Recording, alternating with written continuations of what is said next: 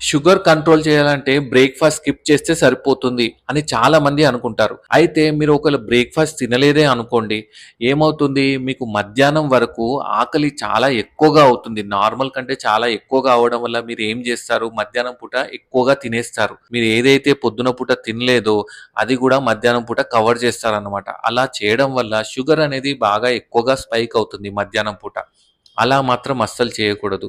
And అదే కాకుండా మీరు మార్నింగ్ బ్రేక్‌ఫాస్ట్ చేయకపోతే ఏమవుతుంది, ఫస్ట్ థింగ్ మీకు వర్క్ మీద సరిగ్గా కాన్సంట్రేట్ చేయలేరు. ఇంట్లో గూడా పని సరిగ్గా చేసుకోలేరు. అదే కాకుండా వీక్‌నెస్ ఉంటుంది, టైర్డ్‌నెస్ ఉంటుంది.